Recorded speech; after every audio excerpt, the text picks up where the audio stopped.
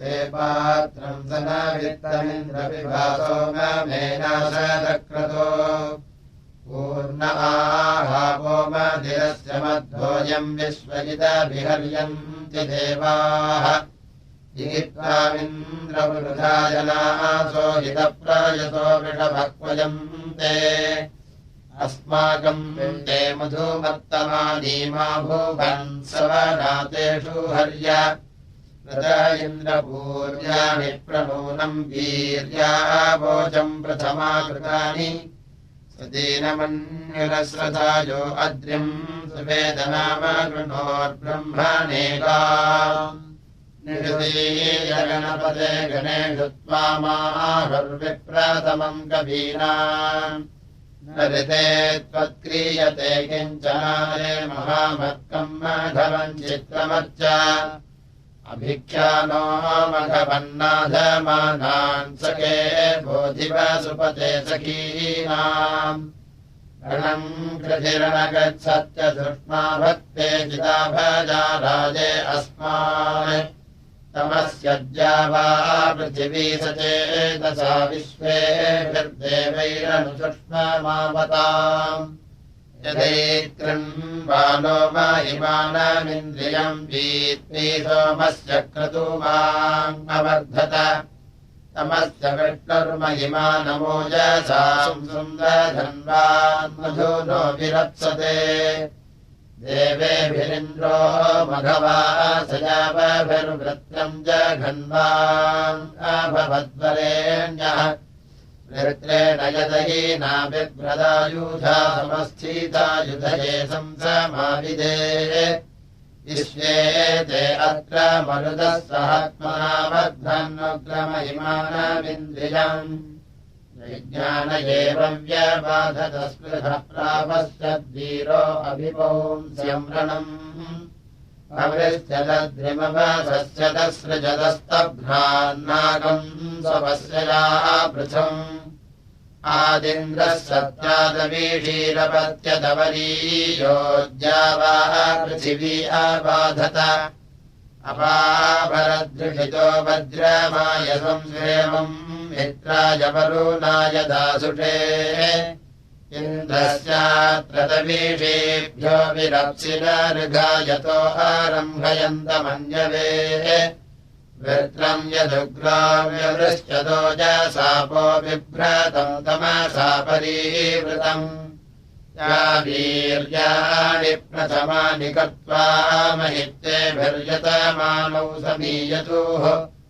ध्वान्तम् तमोवदध्वसे हत इन्द्रो वह्ना पूर्वहूतावपत्यत विश्वे देवासो अधवृष्ण्यानि ते वर्धयन् सोमवत्यावचस्य याः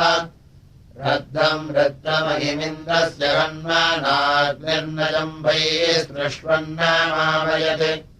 भूरिदक्षेभिर्वचनेभिर्विक्वाभिः सख्येभिः सख्यानि प्रवोचत इन्द्रोधुनिम् च चमूरिम् च दम्भयम् श्रद्धामनस्याधेन चेदभीतये त्वम् पुरोऽन्याभराश्वस्यायेभिर्मंसैर्निवचनानि शंसन् सुगेभिर्विश्वादुरितातारेम विदोषुणावुर्भियागाधमद्य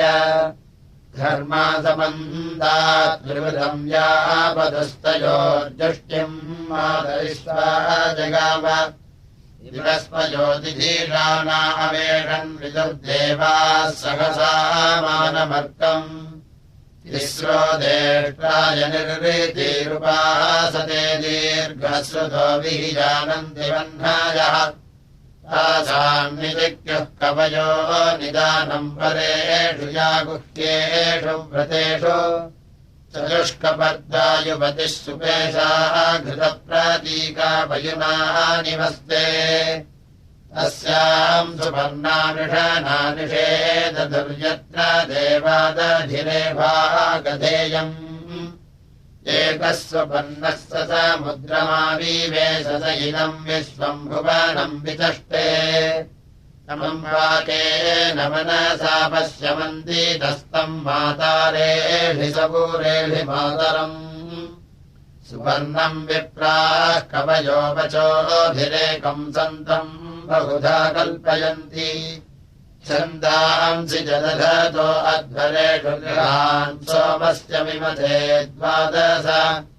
षट्त्रिंशांश्च चतुरः कल्पयन्तश्छन्दांसि जदधत 12 यज्ञम् विमाय कवयो मनीषरिक्सामाभ्याम् प्ररथम् वर्तयन्ति 14 महिमानो अस्य तम् धीरा वाचा प्रणयन्ति 7 आप्नानम् तीर्थम् कैह प्रवोजत्येन पथा प्रपिबन्ते सुतस्य सहस्रधा 15 यावद्या वा पृथिवी तावदित्तत् सहस्रधा महिमानः सहस्रम् यावद्ब्रह्मविष्टितम् तावती वाग् कच्छन्दसाम् योगमावेदधीरः कोदिन्याम् प्रतिवाचम् पपाद मृत्युजामष्टमम् सूरमाहुर्हरीन्द्रस्य निचीकायकस्वीत् भूम्या अन्तम् पर्येके चरन्तिरथस्य धूर्षयुक्तासो अस्तुः श्रमस्य दायम् विभजन्तेभ्यो यदा यमो भवति हर्म्ये हितः चित्रयच्छिषोस्तरुणस्य वक्षसो नयो मातरा भव्येति धातवे अनुमधाय दिजीजन दधा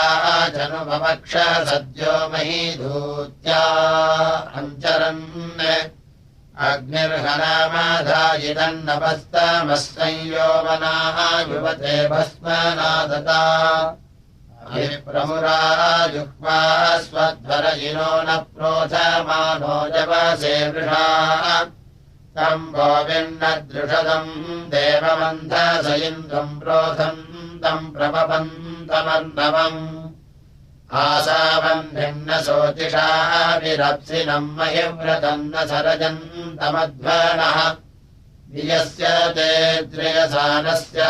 जरदक्षोर्नवाताः परिगन्त्यच्यूताः आरण्वासो युयूधयो न सत्त्वनम् धृतम् न सन्तः प्रसिडन्त इष्टये स यदग्निः कन्वतमः कन्वसखार्यः परस्यान्तरस्य तरुषः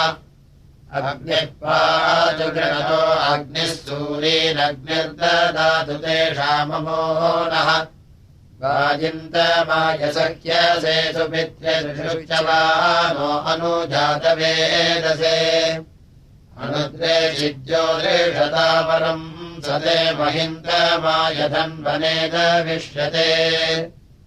एवाग्निर्मत्तैः सह सूरिभिर्वसुष्टवेशः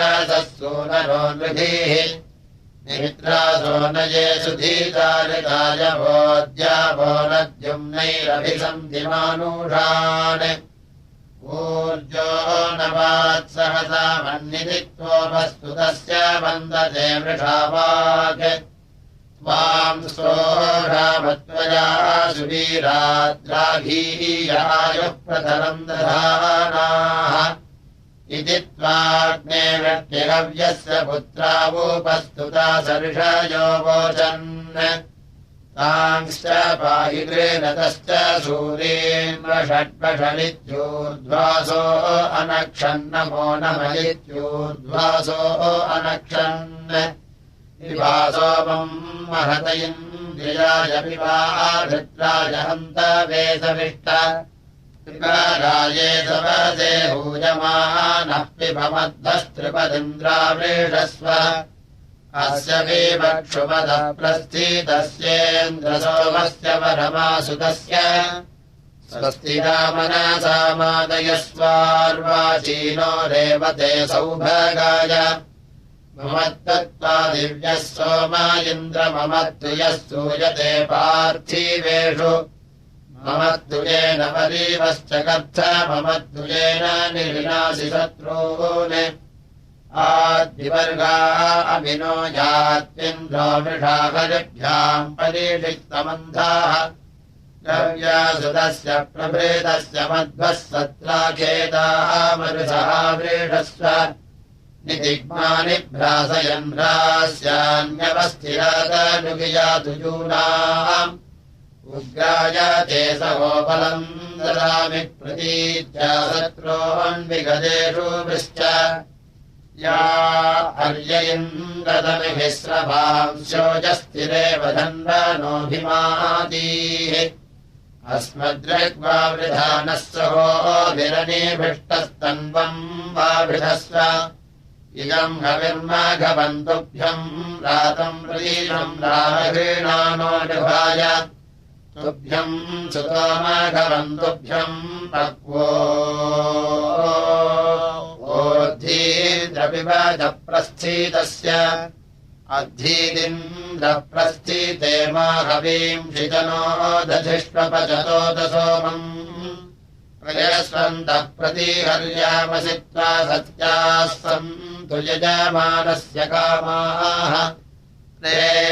तेन्द्राग्निभ्याम् सुवचस्यामि यन्विसिन्धामिभप्रेरयम् नावमर्कैः अया इव परिचरन्ति देवाये अस्मभ्यम् धनदा उद्भिदश्च न वावो देवाः क्षुधमिद्वदन्त दुरुदासीतमुपगच्छन्ति मृत्यवाः उतो रयः प्रेणतो नोपादस्य च्युता प्रेणन्मर्दितारम् न विन्दते य आध्राय चकमानाय वित्तोऽन्नवात्संरभितायोपजग्मुषे स्थिरम् मनश्च कृते सेवते पुरोतो चित्समर्दितारम् न विन्दते सेभ्यो यो गृहवेदधात्यन्नकामाय चरते कृशाय अरमस्मै भवधियामाहूता उदा परीषो कृणते सखायम् न सखायो न ददाति सख्ये स चाभुवे स च मानाय भित्वः अपास्मात् प्रेयान्न तलोको अस्ति ऋणन्तमन्यमरणम् चिकिच्छेत् नीयादिन्नाधमानाय रव्यान् राहीयाम् समनुपस्येत पन्थाः वो हि वर्तम् ते रथ्येव चक्राण्यमन्यमुपदिष्टम् तरायाः मोघमन्नम् विन्दते अप्रजेताः सत्यम् ब्रवीमि वधयित्सदस्य नार्यमनम् पुष्यति नो सखायम् केवलाघो भवति केवलादी कृषन्नध्वालासीतम् कृणोति यन्नध्वानमपवृङ्क्ते चरित्रैः वदन् ब्रह्मा वदतो मनीयान् प्रणन्नाभिरप्रेणन्तमभिष्यात् एकपाद्भूयोद्विपदो विचक्रमे द्विपाद्रिपादमभ्येति पश्चात् चतुष्पादेति द्विपदामभिस्वरे सम्पश्यन् पङ्क्तिरूपतिष्ठमानः समो यद्धस्थो न समम् वेविष्टः सम्मातरा चिन्न समम् दुहादे यमयोश्चिन्न समावीर्याणि ज्ञाति चित्सन्तो न समम् विनीतः अग्नेहम् सिन्या अग्निनम् वीर्यन्मध्येष्वा स्वेक्षये सुचिव्रत उत्तिष्ठसि स्वाहुतो घृतानि प्रतिमोदसे तथा समस्तीरन् स आहूतो विरोचते निरीलेऽन्यो गिरा सृजा प्रतीकमज्यते घृतेनाग्निः समज्यते मधुप्रतीक आहूतः तोरमानो विभावसुः विरमानः समिध्यसे देवेभ्यो हव्यवाहन तम्वाहवन्तमर्त्याः तम्मर्ता अमर्त्यम् घृतेनाग्निम् सपर्यत अदाभ्यम् गृहपतिम् अदाभ्येन शोचिषाग्ने रक्षस्वन्दाः गोपालस्य दीदिः स त्वमग्ने प्रतीकेन प्रत्योषयातु धान्याः वृक्षयेषु दीद्यत् तन्त्वा गीर्भिरुरुक्षयाः व्यवाहम् समीधिरे यजिष्ठम् मानुषे जने इति वा इति मे मनोगामस्वम् सविजामिति कुवित्सोमस्यापामिति प्रभातायिवदोदतमुन्मापीतायम् सदा कुवित्सोमस्यापामिति उन्मापीतायम् सतरसमस्वायि वासवाः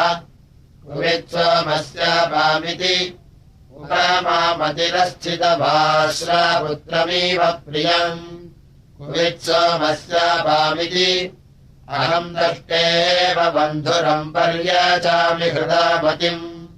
कुवित्सोमस्यापामिति न हि मे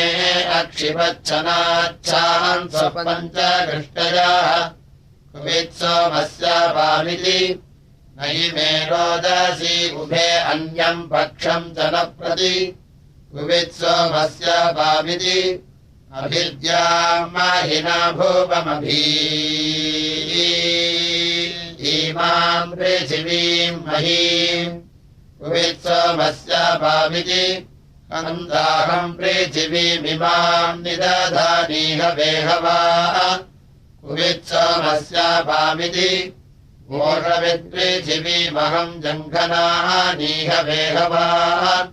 कुवित्सोमस्यापामिति दिवि मे अन्यः पक्षो बोधो अन्यमचीकृषम्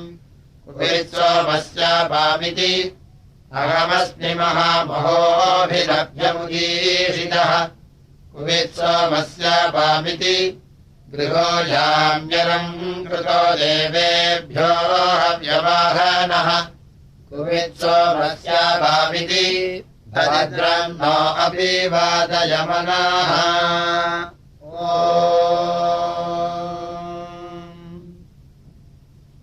हरिः तदिवासभुवनेषु ज्येष्ठम् यतो यज्ञमुग्रस्तेषनृम्नः सद्यो जज्ञानो हरीनाजिशत्रो नियम् विश्वे मदन्त्यूमाः आविधानस्तपसा भूर्यो जास्वत्रदासायाभियसम् दधाति अव्यनच्च व्यनच्च सस्निसन्देन पन्तप्रभृतामदेषु द्वे क्रतुमपि वृञ्जन्ति विश्वेत्यर्यदेतेत्यर्भवन्त्यूमाः स्वादो स्वादीयस्वादुना सृजासमधस्तमधुमधूनाभियोधीः इति सिद्धित्वाधनाजयन्तम् मदे मदे अनुमदन्ति विप्राः ओजीयो धृष्णो स्थिरमादनुष्वमात्वादभन्यासुधानादुरेवाः मया वयम् सा सद्महेरणेन प्रपश्यन्तो युधेन्याः निभूति चोदयामितायुधावचोभिः सन्देशितामि ब्रह्मणावयांसि सुधेयम् पुरुवत्पसमृद्भविनतममात्यमात्यानाम् आदर्शते सवसा सप्तदानोन् प्रसाक्षते प्रतिमानानि भूरि निदद्दधिरेव रम्परम् जयस्मिन्नाभिधावसादुरोणे आमादरास्तापयसेति गत्नो अतयिनोषिकर्वरा पुरूणि इमा ब्रह्म बृहद्दीपो विभक्तीन्द्राय सूषमग्र्यः स्वर्गाः महोगोत्रस्य क्षयति स्वराजोदुरस्य विश्वा अवृणोदपस्वाः एवा महान् बृहद्दीपो अथर्वावोचस्वाम् तन्वा अमिन्द्रमेव सदा रोमादरिभ्वरीररिप्राहिन्वन्ति च सवसा वर्धयन्ति च हिरण्यगर्भः समवर्तताग्ने भूतस्य जातः पतिरेक आसीत् सदा धारपृथिवीम् जामुदे माम् कस्मै देवाय हविषा विधेम य आत्मना बलदायस्य विश्व उपासते प्रशिषम् यस्य देवाः यस्य छायामृतम् यस्य मृत्युः कस्मै देवाय हविषा विधेम यः प्राणतो निमिषतो महित्वैकयिद्राजा जगतो बभूव यैषे अस्य द्विपदश्च दुष्पदः कस्मै देवाय हविषा विधेम यस्येमे हिमवन्तो महित्वा यस्य समुद्रम् रसया सहाहुः यस्येमाः प्रतिशो यस्य बाहू कस्मै देवाय हविषा विधेम येन द्योरुग्रा पृथिवी च दृढा येन स्वस्वभितम् येन नागाः यो अन्तरिक्षे रजसो विमानः कस्मै देवाय हविषा विधेम यम् क्रन्दसि अवसादस्तभाने अभ्यैक्षेताम् मनसा रेजमाने यत्राधिसूर उदितो विभाति कस्मै देवाय हविषा विधेम आपो जयद्बृहतीर्विश्वमायम् गर्भम् दधाना जनयन्तीरग्निम् ततो देवानाम् समवर्तता सुरे कस्मै देवाय हविषा विधेम यस्थितापो महिला पर्यपश्यद्दक्षम् दधाना जनयन्तीर्यज्ञम् यो देवेष्वधिदेवयेक आसीत् कस्मै देवाय हविषा विधेम मानो हिंसीज्जनिताय पृथिव्यायो भादिवम् सत्यधर्मा जजान यश्चापश्चन्द्रा बृहतीर्जजान कस्मै देवाय हविषा विधेम प्रजापतेन त्वदेनान्यो विश्वा जातानि परिता बभूव यत्कामास्ते जुहुमस्तन्नो अस्तु वयम् स्यामपतयो रजीनाम् वसन्न चित्रमाघसङ्गृणीषे वामम् सेवमतीथिमद्विषेण्यम् सरासते सुहृदो विश्वधायसोऽग्निर्होता गृहपतिः सुवीर्यम् युषानो अग्ने प्रतिहर्यमेव चो विश्वानि विद्वान् वयुनानि सुक्रतो घृतानिर्ब्रह्माणे घातुमेरजतव देवा जनयन्ननुव्रतम् सप्तधामानि पर्यन्नमर्त्योदासद्धासुषे सुकृते मामहस्व वीरेण रयिनाग्ने स्वाभुवायस्तानत्समिधातम् जूषस्व यज्ञस्य केतुम् प्रथमम् पुरोहितम् हविष्मन्तयीलते सप्तवादिनम् शृण्वन्तमग्निम् घृतपृष्ठमुक्षणम् पृणन्तम् देवम् प्रीणते सुवीर्यम् तम् दूतः प्रथमो वरेण्यस्त हूयमानो अमृतायमत्स्व त्वाम् मर्जयन् मरुतो दासुषो गृहे त्वाम् सोमेभिर्मृगवो विरुरुजुः इदम् दुगम् सुधाम् विश्वधायसम् यज्ञप्रिये यजमानाय सुक्रतो अग्ने घृतस्नस्त्रहृतानियद्भर्तिर्यज्ञम् पर्यन् सुक्रतोयसे स्वामिदस्या उषसोऽव्योष्टिषदूतम् गृह्वानायजन्तमानुषाः त्वाम् देवामहयाय्याय वावृधुराज्यमग्नेन वृजन्तो अध्वरे नित्वावशिष्टालह्मन्तवाजिनम् गृह्णन्तो अग्ने विदधेषु वेधसाः राजस्फोटम् यजमानेषु धारय यूयम् वादस्वस्तिभिः सदा नः अयम् वेनश्चोदयकृष्णीगर्भाजराजोरजसो विमाने इममपाम् सङ्गमे सूर्यस्य शिशुम् न विप्रामतिभिः विहन्ति समुद्रादोर्मिमुदीयर्ति वेनो न भोजाः पृष्ठम् हर्यदस्य दर्शि ऋतस्य दानामधिविष्टविभ्राट्समानम् योनिमभ्यनूषदव्राः समानम् पूर्वीरभिवावसानास्तिष्ठन् वत्सस्य मातरः सनीलाः ऋतस्य दानावधिचक्रमाणा निगन्ति मध्वो अमृतस्य राधीः जानन्तो रूपमागतम् विप्रा मृगस्य घोषम् महिरस्य हिग्मन् ऋतेन जन्तो मस्तर्विदद्गन्धर्वो अमृतारिणाम अप्सराचारमुपदिष्टिजानायोषा विभर्ति परमेव्यो मन् शरत्प्रियस्य योनिषु प्रियः संसीदत्पक्षे हिरण्यजेतवेनः नागेरुवर्णमुपयत्वदन्तम् हृदावेनन्द अभ्यचक्षरत्वा हिरण्यपक्षम् वरुणस्य दूतम् जमस्य योनौ सगुणम् भूरण्यम्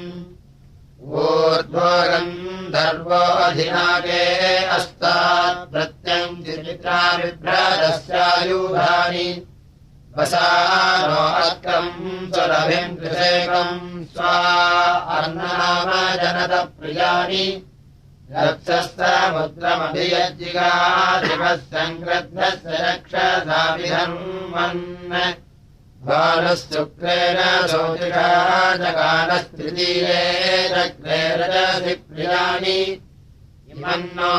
अग्नमुपयज्ञमे हि पञ्चयामम् त्रिवृतम् सप्तदन्तम्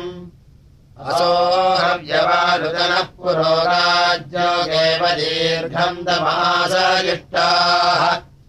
अदेवाद्देव प्रजदागुहायन् प्रपश्यमानो अमृतत्वमेमि शिवम् यत्सम् तमसि भोजहामि स्वात्सख्यादरणीम् नाभीमेमि पश्यन्नन्यस्यादीधिम् मयाया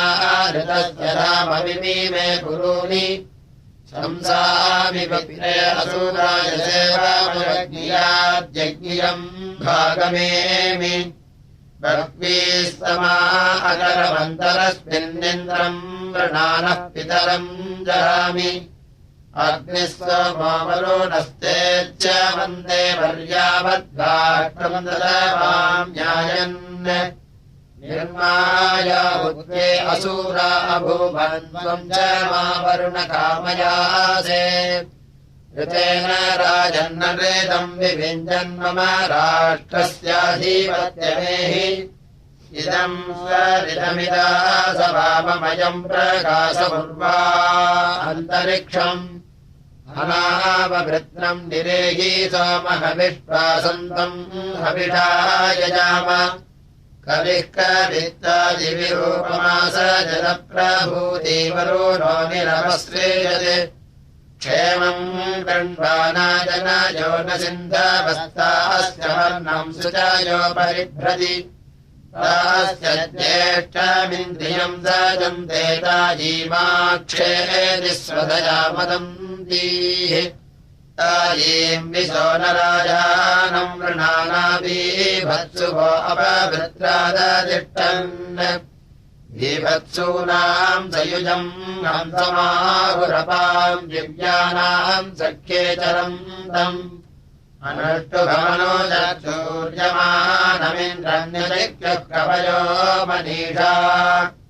अहम् रुद्रेभिर्वसुभिस्तराम्यहमादित्यैरुतविश्वदेवैः अहम् मित्रावरुणो भाभिभर्म्यहमिन्द्राग्नी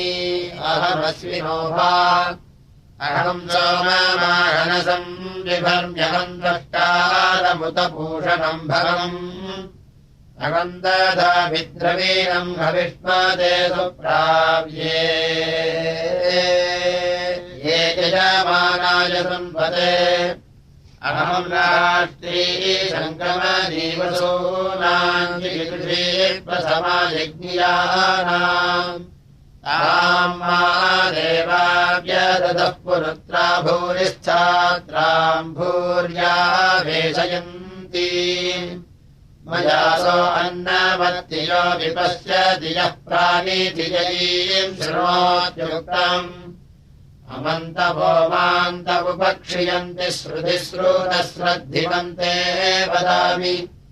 अहमेव स्वयमिदम् वदामि जुष्टम् देवेभिरुतमानुषेभिः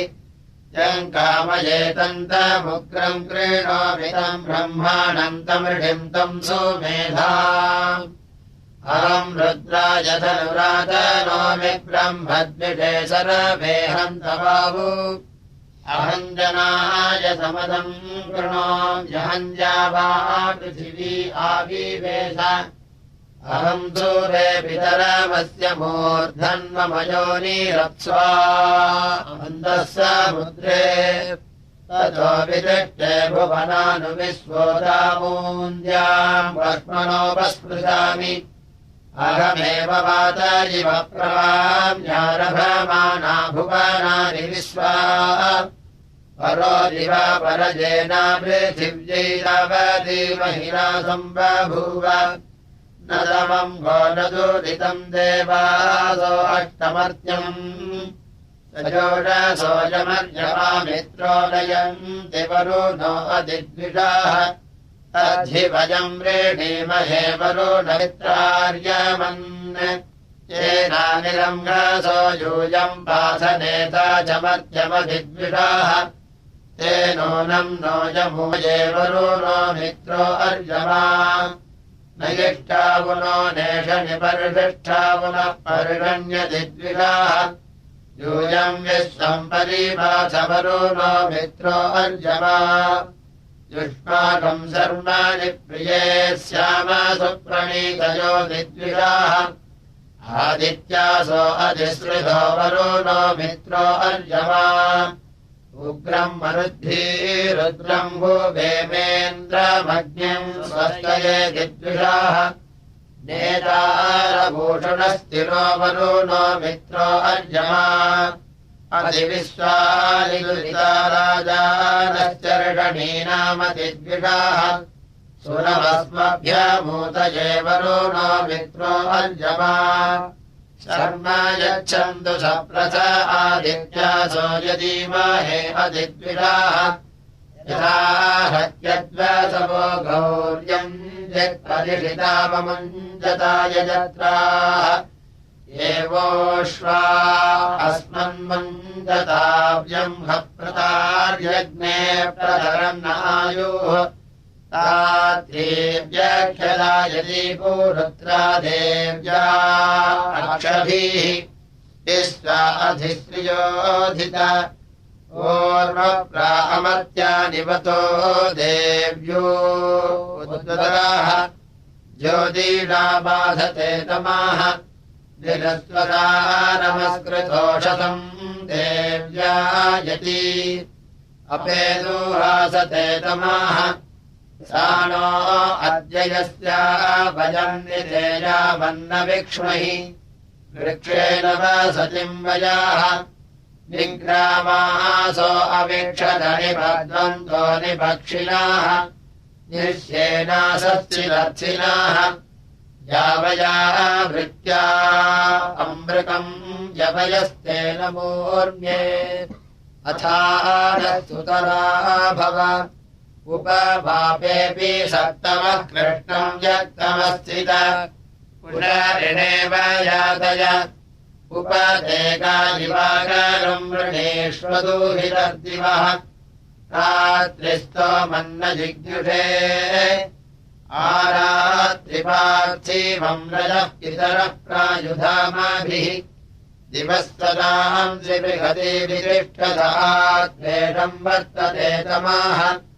ये ते रात्रिर्चक्षसो युक्तासो नवतिर्नव अशीतिः सन्तष्टावुतो ते सप्तसप्ततिः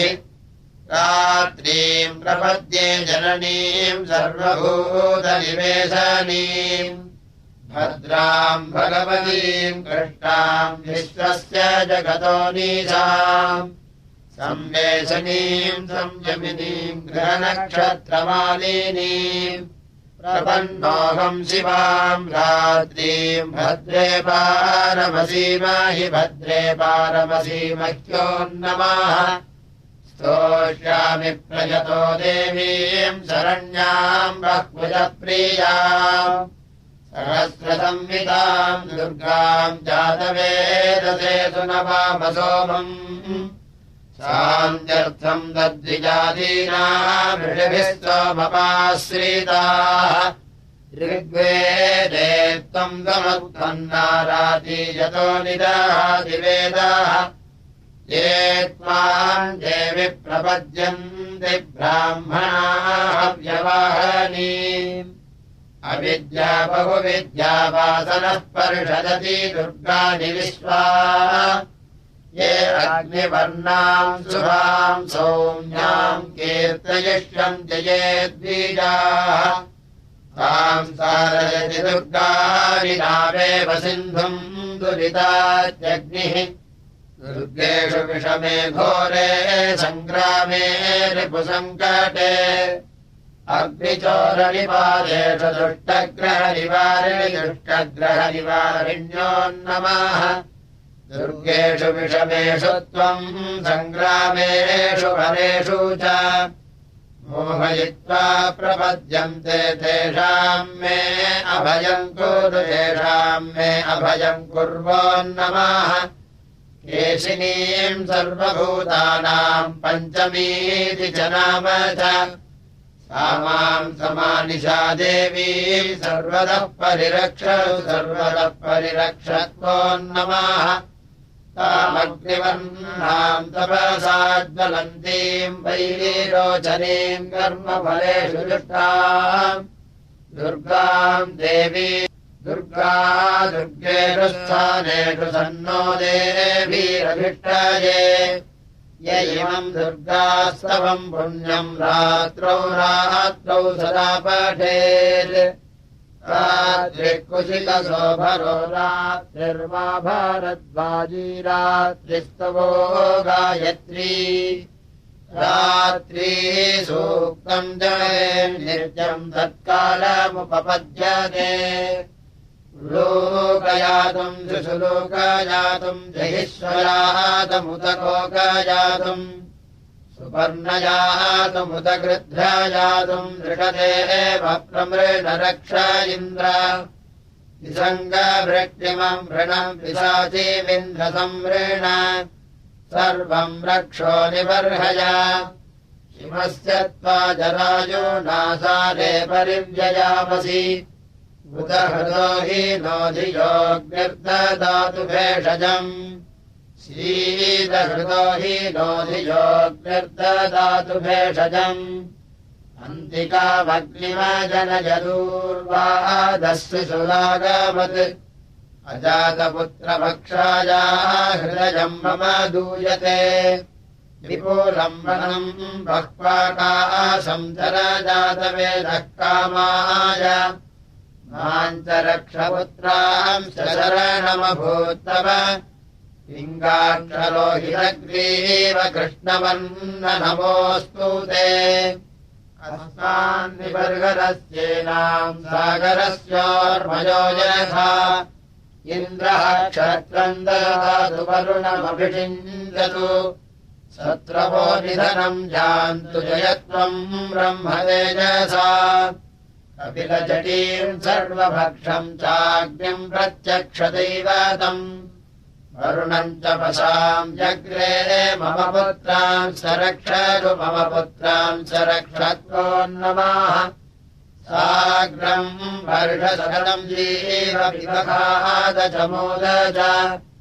दुःखितांस्तद्विजाम् सैव प्रजाम् च पशुपालय यावदादित्यस्तपति यावद्भाजति चन्द्रमाः यावद्वायुप्लवायति तावज्जीवजया येन केन प्रकारेण कोहिनामनुजीवति परेषामुपकारार्थम् यज्जीवति स जीवति एताम् वैश्वानरीम् सर्वदेवान् नमोऽस्तु ते न चोरभयम् न च सर्पभयम् न च व्याघ्रभयम् न च मृत्युभयम् यस्यापमृत्युर्न च मृत्युः सर्वम् लभते सर्वम् जयते ममाग्ने वर्चो विहवेष्वस्तु वयम् त्वेन्धानाः सन्वम् पुषेम